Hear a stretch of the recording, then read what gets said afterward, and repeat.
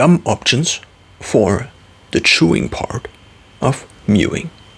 So there are basically 3 different options you have. The 3 different options for something that's basically completely malleable within your mouth, so not a jawline trainer or something like this, that is basically the form is the same over time. So we are just discussing what you traditionally would perceive as gum. So there are basically 3 different options. The first one is that you go with traditional gum. This is something I did for quite some time. So in my teenage years, I used to chew heavily on gum all the time. There is only one problem this approach has, and this problem of this approach is that there is a lot of sweetener in there, or even sugar.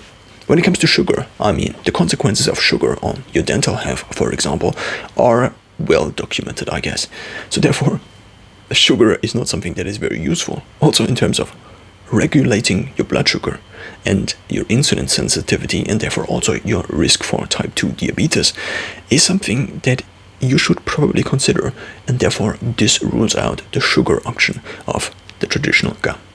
We are still within the traditional route, and you might say there is sugar-free gum, and this is also what I said, and this is also what I used for years. There is only one problem with sugar-free gum. Somehow they have to replace the sweetness. And when it comes to replacing the sweetness, there are different options out there. In the past, there were like kind of shady ones, like aspartame, which is something that caused a few negative side effects. And there are also other things. What they all have in common is that they trigger your digestive tract in some way or another. So the first way they trigger it is via you currently producing saliva, which is already kind of preparing you and for basically the insertion of food into your mouth. That's one. The next one is that the sweetness and also the different sweeteners are kind of tinkering with your gut microbiome, which is also something that's not very nice. And the third part is that the sweetness itself can already be associated or can already cause in the long term because of conditioning and also because of other things. Just the sweetness itself can already cause a kind of a reaction similar to the one you would have if you actually ate something sweet. Therefore, your blood sugar actually can rise and your insulin also can rise just by eating something that is sweet. There seems to be new evidence that your body kind of can figure out whether something is sweet and has calories or is sweet and doesn't have calories, and it seems to make a difference. Nevertheless, there have been not really studies, but there has been evidence that actually links a rise in blood sugar to just the insertion of or the sensation of something sweet in your mouth. So what I experienced, and this is quite something that is very, very specific, and I also know that this is only anecdata, and this is also very weird anecdata. So basically over the years I found out kind of that there seems to be something happening whenever my insulin rises or my blood sugar rises. I cannot really distinguish these two, but I think it's either insulin or blood sugar, and therefore it's basically the blood sugar and insulin rising. But so basically, in short, I think I can sense a tingling sensation whenever I either store fat or I use fat from my fat stores. So basically I can sense how much fat is currently stored because it correlates to the tingling sensation. The higher this tingling sensation is, and it also correlates really good to the different areas where the fat actually is stored and where it is taken from. So it just seems to be the exact thing I am looking for. So basically it seems that I can sense fat storage and also fat depletion from the fat cells. So this is very weird, and I know, and I also googled it already, and a few people online seem to have a very similar thing.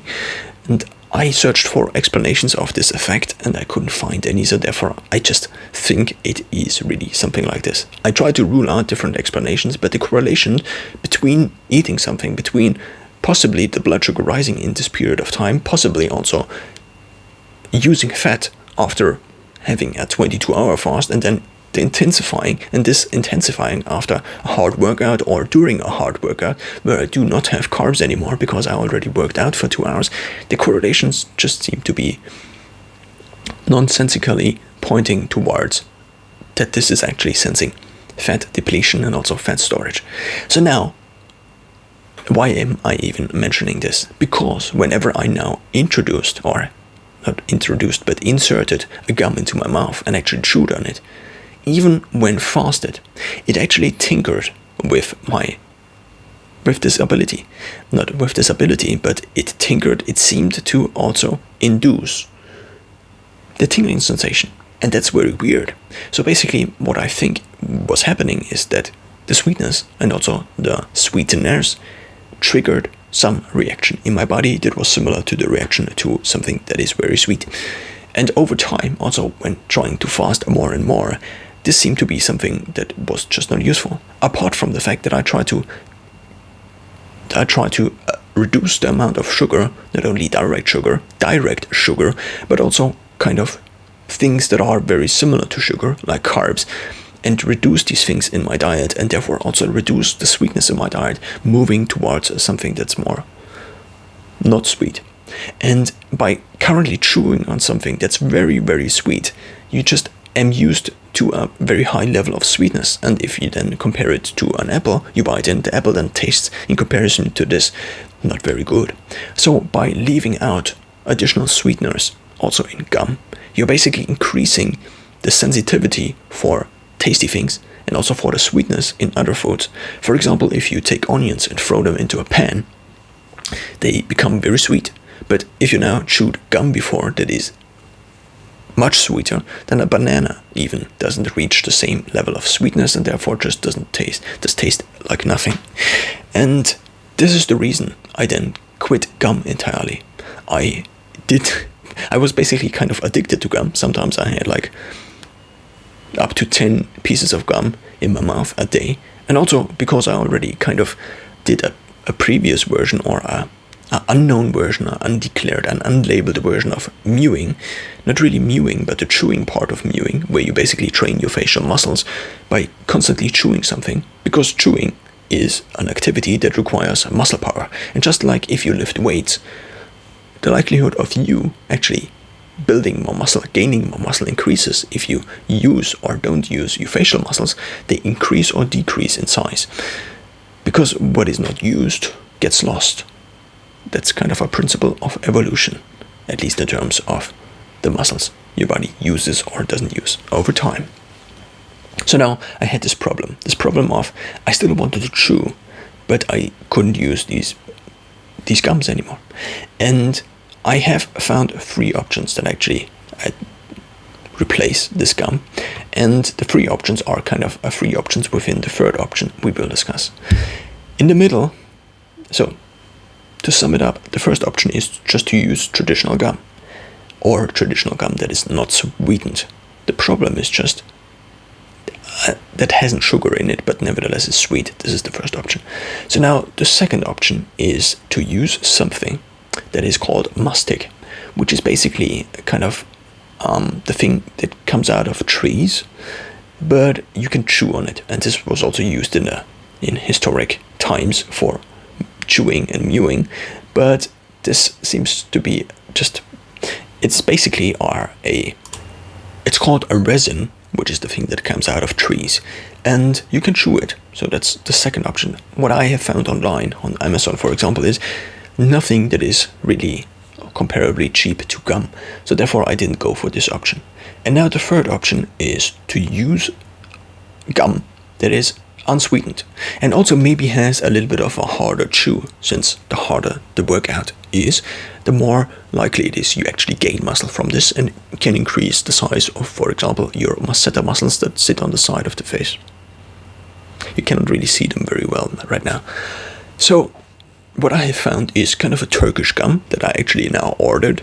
I haven't tried it yet, but that's now the third option from the gum department.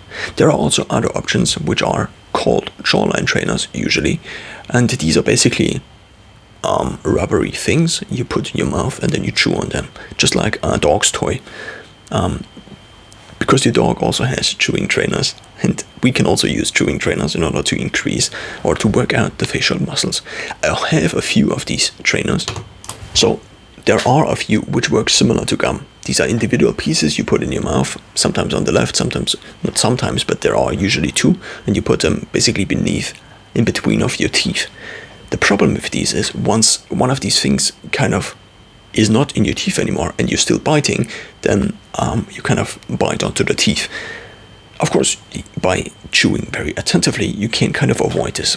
Nevertheless, what I have found is this here, which is kind of something that covers basically all of the teeth, and then you can just chew on it.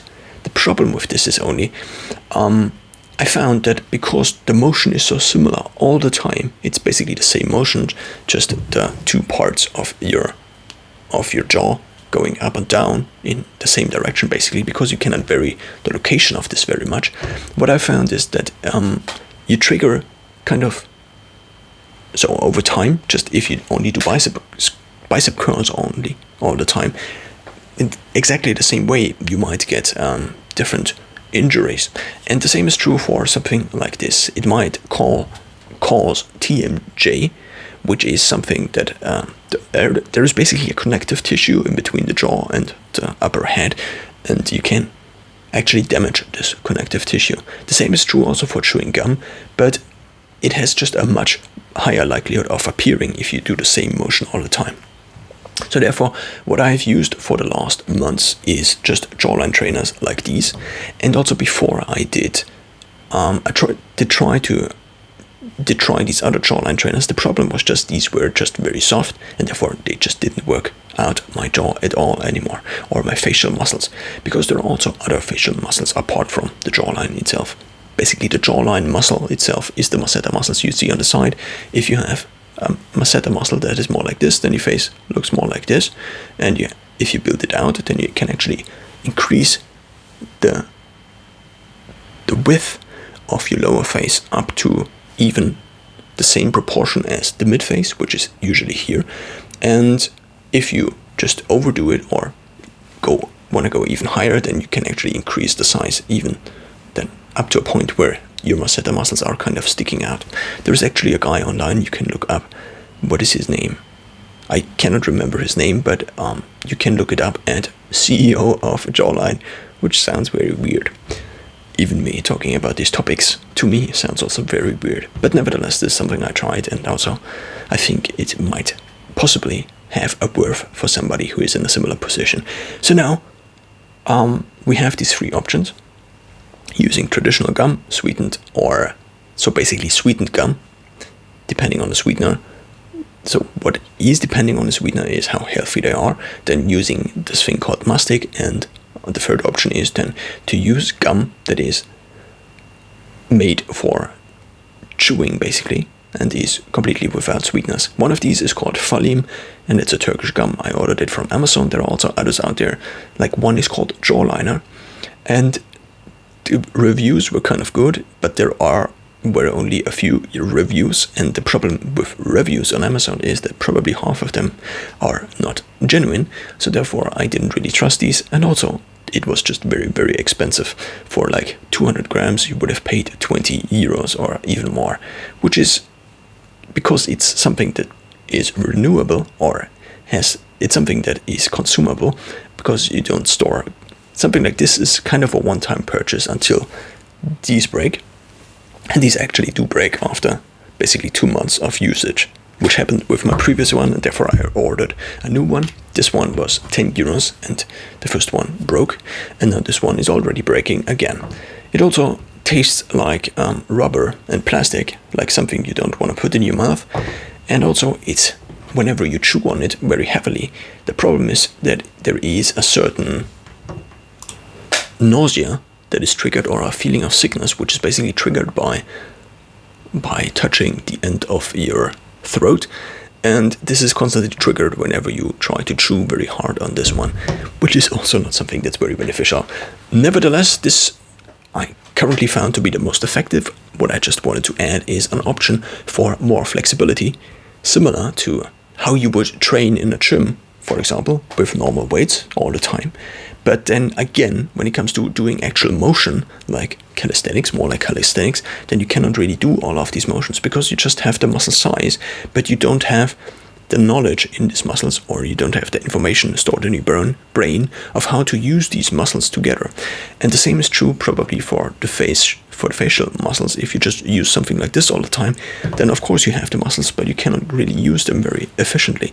And so therefore I wanted to add an additional layer of workout with the gum again, because I also had quite but quite good results with the gum alone in the past, even though these normal gum pieces tended to be not that hard.